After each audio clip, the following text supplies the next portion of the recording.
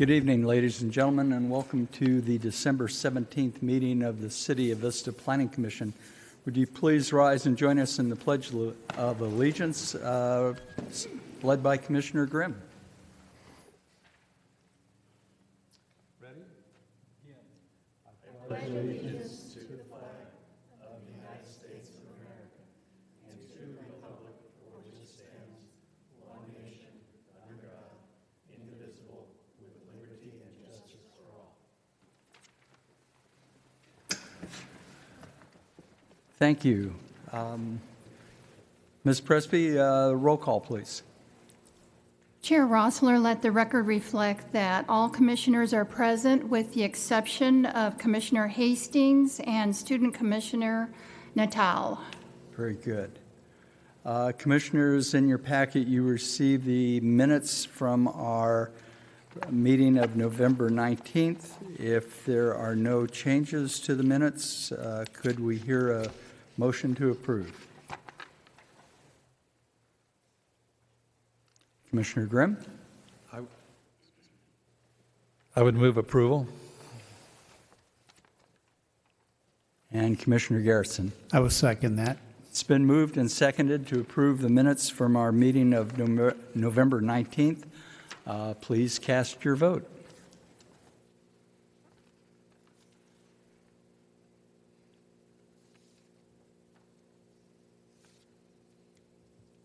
And the motion passes unanimously of the commissioners present, Commissioner Hastings being absent.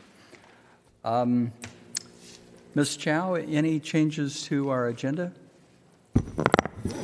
Good evening, Chair Rossler. No agenda changes tonight. I just wanted to make a quick announcement that we have Ms. Annie Sahar. She's our Assistant City Attorney. She'll be with us here tonight in the subsequent meetings. As you know, Mr. Stone retired. So until there's a replacement found, Ms. Sahar will be with us. So welcome and thank you. Very good. Welcome.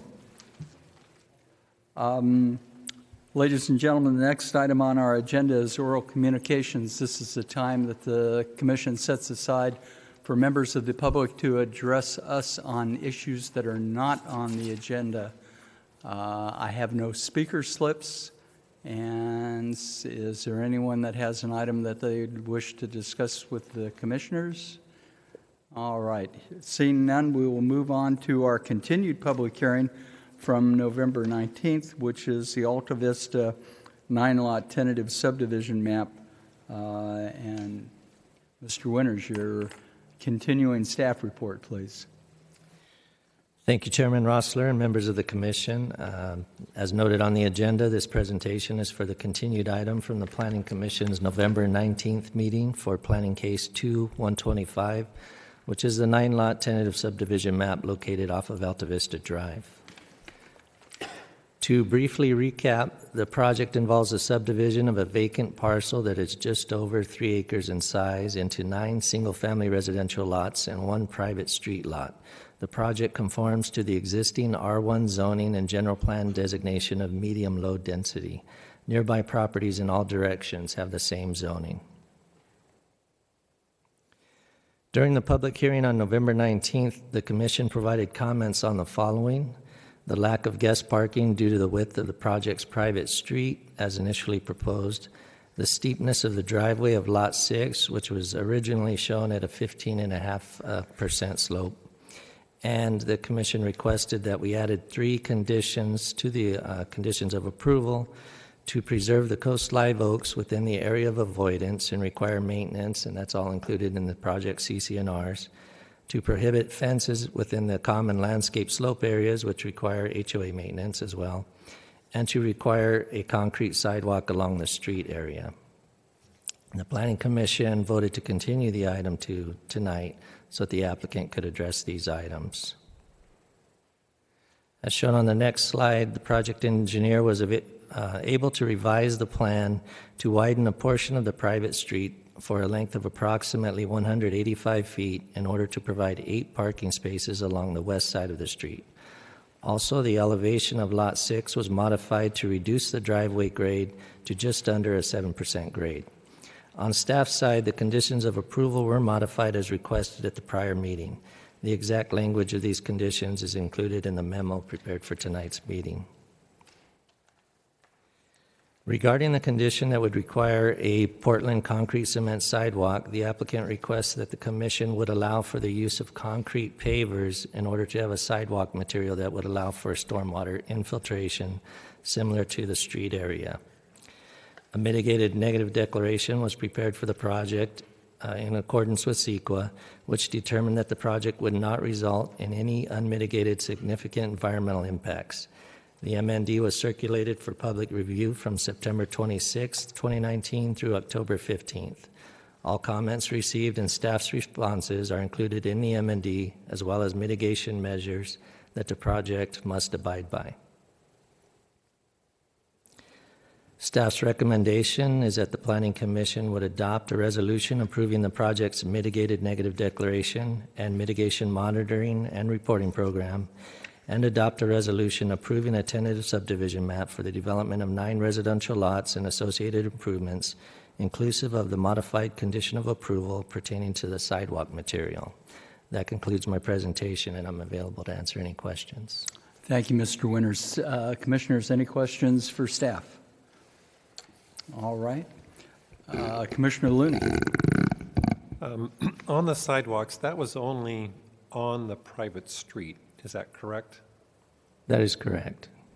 Is there a concrete sidewalk proposed on Alta Vista? There is not, as a Okay. Thank you. All right. This is a continued public hearing, and I have some speaker slips. If you'd like to address the commission on this project, you need to fill out a speaker slip that are out in the foyer. And I usually take them in the order that I receive them. Mr. Lowen, any additional information that you wanted to provide for us? Mr. Lowen's the project engineer. Thank you, Commissioners. Good evening. Dave Lowen, I'm the engineer of record of the project. I just want to say thank you for allowing us the opportunity to address your concerns. I hope we've addressed them adequately, and I also want to thank staff. They did a great job working with us, getting this to the finish line tonight, I hope. I'm available for any questions for Mr. Hang on just a second. Commissioner Bill. Thank you, Chairman. What loss of land at all did you have from the parking that you added? It looks like you got a nice strip going along the southwest side there. What we and what I saw was that on Lot 9, there was both Lot 8 and 9 have quite a bit of room, being trapezoidal cul-de-sac lots. So I was able to widen the street along the frontage of Lot 9, move the house back so we got the adequate setback and parking area in front of the garage. Then that required that we massage the walls. Same thing on Lot, was it 5 or 6 that we changed the driveway, lowered the pad so we get that driveway grade. And still clearance for fire trucks? Everything's good on The cul-de-sac is completely unmolested so that there's adequate room. It's basically a single-loaded street right up to the cul-de-sac. Then it's just standard cul-de-sac. And approximate parking for the average car? 6 cars, 8 cars? Well, we've got 185 feet. We might be able to squeeze a little bit more in final engineering, but that equates to 8 parking spaces. I was hoping for 9. Good. One last thing. There was discussion last time about sewer off-site with a neighbor. And I just want to say that my clients, the property owners, are willing to work with them, but we need to make sure this project stands on its own 2 feet. So, if that works out, wonderful. Commissioner Grimm? As you're aware, last meeting we spent quite a bit of time talking about parking, and there wasn't any place for people that are visitors to park. So we're really happy to see that you were able to make the parking work. I guess I just have a question: is that the intent of those spaces is for guests, obviously. Would the applicant have any concerns about a condition that would just indicate that those spaces are for guests and not for the individual vehicles of people. Obviously, the association will I regulate. heard something about that in some chatter. I think that would be fine. I believe, you know, the property owners would be more than happy to do that. That would become a part of the HOA requirements. Right. So, absolutely. Great, thank you. Commissioner Garrettson.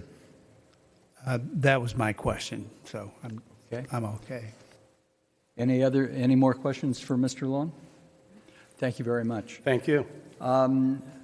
Next speaker slip is for Maritza. Do I have that right? Maritza. Separate it for you guys. Hi there, my name is Maritza. We actually live on 2250 Alta Vista Drive. We are the home that's going to be most affected by the construction. So if you give me 2 seconds. So just a quick background, my family has been in the construction field for 28 years. So if there's anything we know, it's development and construction. My father builds multi-million-dollar homes in the Rancho Santa Fe area, so we know exactly what we're going to deal with. My number one concern for my parents is their view. When we bought this piece of property in 2008, we were told no more than 4 homes were going to be built on that property. When my father found out, he wants to make sure that there's not going to be anything obstructing the view. Most of their neighbors will attest that people usually stop by and take a look at that view. Our home is property, and their value is based on that view and what we have offered. That home has been there for a very long time. My parents came in and turned it into a Spanish-style home. Anybody who drives by, we always get commented on that home. So that is one of their main concerns, making sure there's no trees to obstruct our properties, there's no 2-story homes past what they're saying to obstruct the view of this property. So that was their number one concern. Their second concern would be pretty much what we were just talking about is parking. Anybody who lives in this neighborhood knows there is 0 to no parking there. And when there are parties and dinners or whatever, and we have, visitors over, they tend to squeeze in any home they can. And we know with HOA, they are very strict with who they let in and who they let out. We want to make sure that there's no one that's not supposed to be on our property, because we will be right there pretty much on our property. So that is another main concern, making sure that the developers are fully 100% aware that we don't want anybody or no extra parking on ours, no people running around our property. Our next thing is the easement. So when we saw these plans, we noticed that the new developers own the second part of the easement on the east side. So my parents own the first 5,200 square feet of this easement. It looks like the new developers will be coming in and taking that over. I'm not sure what that means for the city of Vista. Does that mean that they will be building in a new road for the residents in the back? Will there be some kind of fencing to stop them? There's some kind of road blockage. We are not sure how that's going to pan out, so that is one of our biggest concerns. We also want to make everybody aware that that easement that we share, we specifically only agreed to buy the property and share the property with 2248, 2244, and 2242, excuse me. We do not plan on sharing that with construction workers, any construction crew, their developers' crew. That easement is solely for those 3 properties plus ours. That was our only main agreement. So we want to make sure that there's no damage already made to our very, very fragile easement that we agreed to share with only the three main residents on that road. Okay, really quickly, so parking, got that taken care of. There's no parking, very limited. So another thing that we spoke about is if anybody's ever driven on that road, we all know that that road is very dangerous. It's very curvy. People at 2 a.m. race on that road at 2 a.m. We want to see what the City of Vista is going to do about that. Are we going to get some sidewalks, some street lights, some kind of traffic signs added to make sure that this road stays as safe as it is currently? We have established family members already there that have been there for years, and they walk it in the morning, they walk it in the evening, they walk that road at 3, 4 o'clock in the morning. We want to make sure these established families that have been there for years stay as safe as they are, especially because this new property is on that direct road. So is the City of Vista going to get involved and add a whole bunch of things? That was one of our concerns. And then one of our last concerns was how this will affect our personal home. We have 4 main windows. We have a Juliet balcony that opens out into this direct property. We have a main window to around 20 feet or so, and we have 2 more bay windows on the right side of the house. That will be directly in with air pollution, trash, dust, all of the noise that we're going to get. So we want some answers. We want how long is this going to take? What are some hours? We want to know the specifics because we will be the ones directly impacted by this construction. And we know all about development. Don't get me wrong. We know about it. We know how it works. We just want to make sure that our home, the value of our home, continues to stay where it's at. When we bought the property in 2008, we were not told about any of this. Yes. Your 3 minutes are up a long time ago. Okay, Could you that's perfect. summarize? Well, that's pretty much it. That's all I wanted to make sure that you guys understood, that we are fully aware, and we want to make sure that we are being heard. We are the one house directly impacted by this, and no one seems to want to come over and talk to us and let us know, hey, this is what's going to happen. This is what we're going to do. So thank you. I really appreciate your time. I would suggest that you get a hold of the staff report and the mitigated negative declaration. Okay. And a lot of your questions will be answered in those 2 documents. And where can I find him? See Mr. Winters. Mr. Winters. And where is he located? Right there. Perfect. Thank you so much. Thank you. All right. Michael Pearson? You okay? All right, very good. Carol Jeffries? Jeffrey?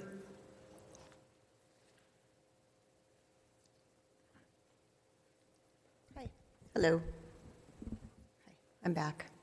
I just wanted to reiterate, I think that this project is just too jam-packed for this space. I think there need to be fewer houses. I know that you guys want to make as much money as you possibly can, but this is our neighborhood, this is our life, this is where we are going to live, not these guys. They're not going to live here.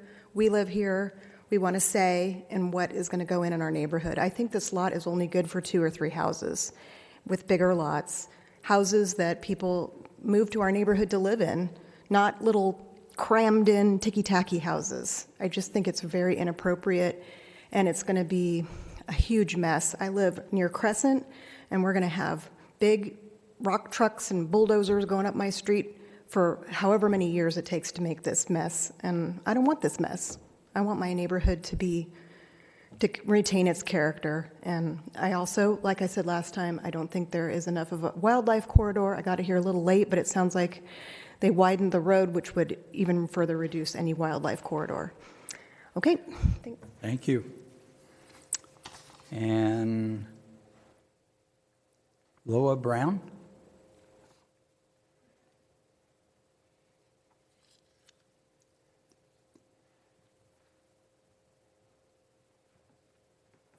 Hi, first I'd like to mention I live up the street from where this project is.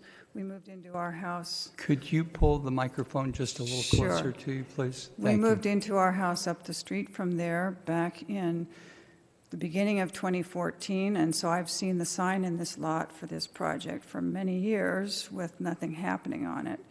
And when they built the condo project that's out on South Santa Fe, I actually got a notice in the mail about these meetings and told that I could come and participate in them. With this one that's right down the street from me, I just happened to walk by there a short time ago and saw that the sign had changed, and then somebody mentioned to me to check on your website and see that there was now a development going forth after this was first listed on your site way back in the early 2000s. So I didn't even know that this was happening to come to the last meeting and be participating in this. As she mentioned, most of the houses in this particular area are on larger lots. It's a very quiet area, which is one of the reasons we moved there for my health reasons. And this particular lot does seem to be having more houses put on it than fits the rest of the neighborhood. Also, I'd like to know about how long you think this construction project is going to take, because we have lived previously near sections where they put in new housing, and we were hearing hammering and construction equipment and so forth for months and months on end over a year, which was quite disturbing to the neighborhood. Do you have any idea how long this project is expected to take? There's a certain amount of time that the tentative map has a life, and they have that time to record a final map. After the final map, there's a grading plan that has to be reviewed and approved by the city, and then they can bring equipment on and grade the site. Right now, it's just a subdivision. There are no development plans for the houses that are going to be built here. So that's a future decision that they would make. So you might get together with Mr. Lowen and the applicant afterwards, and they could probably give you some more information on their plans. Okay, yeah, because I wasn't able to come to the last meeting.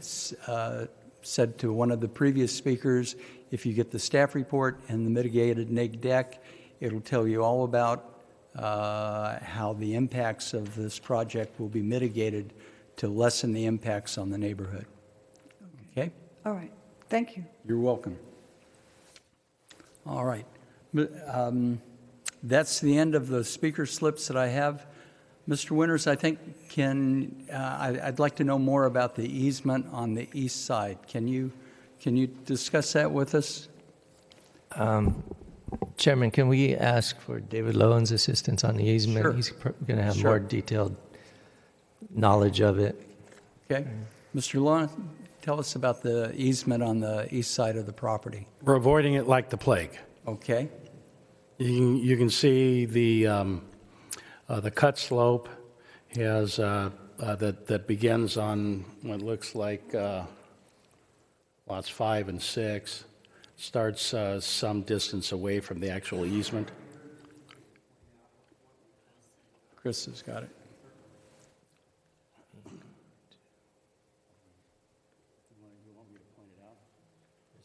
top button here is a pointer if you want to use that. You need to be at the microphone, unfortunately.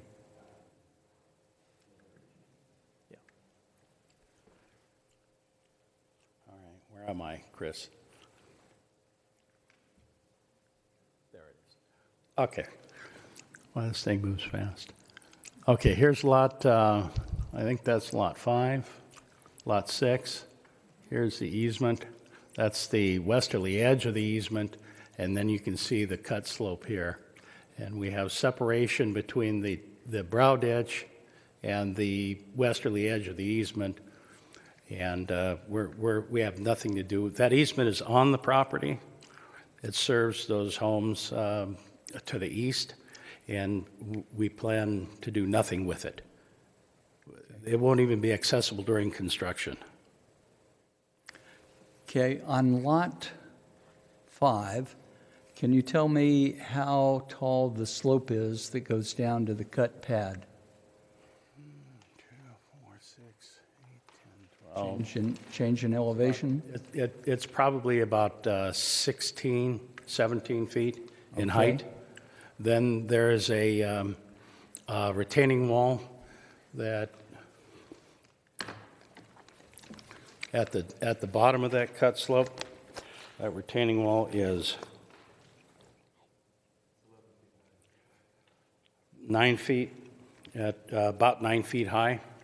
So anybody that's concerned about views being blocked, you're 16, what is that, 25 feet below the easement elevation. And I can't imagine, they would see the top of the roof maybe. And Mr. Winters, the height limit in the R1 zone is 2 stories or 35 feet? That's correct. Okay. So, all right, so that should give you the information that you need to understand what's going to happen with the view. There is no view easement over the property? There's no view easement over the property? Not that I'm aware of, not in the, nothing that I've seen in the preliminary title report. Okay, all right, very good. Any other questions for Mr. Lowen? Okay, thank you very much, appreciate it. Welcome. All right, I'm going to close the public hearing and open it up for commissioner discussion.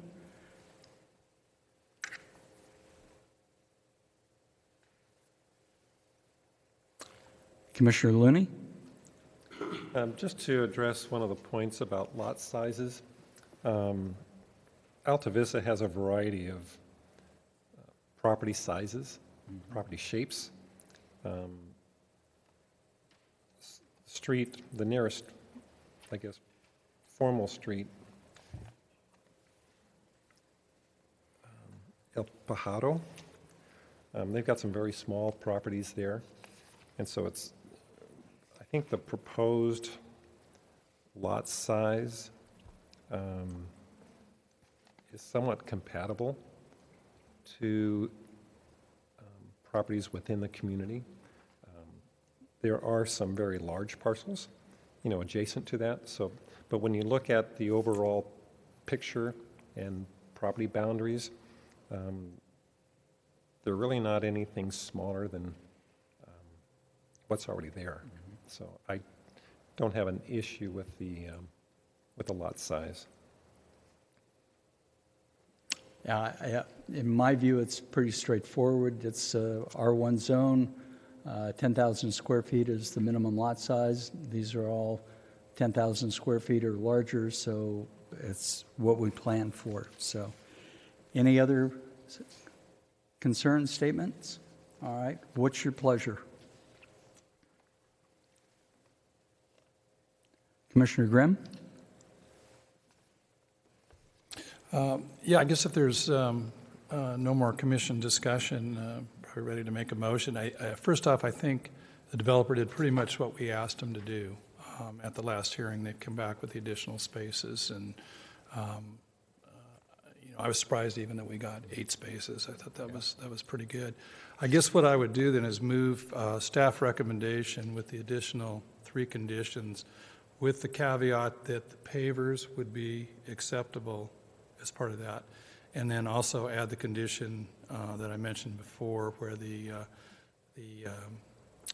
conditions of approval plus, or the conditions of approval would indicate that the CCNRs will have a provision there that the additional parking is for guests only and not for vehicles and trailers and things that would be in the ownership of the people living there. So that would be my motion. Okay. Do we have a second?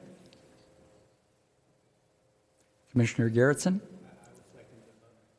All right. It's been moved and seconded to approve the project with some additional conditions on restricting who can use the guest parking spaces, and so cast your vote.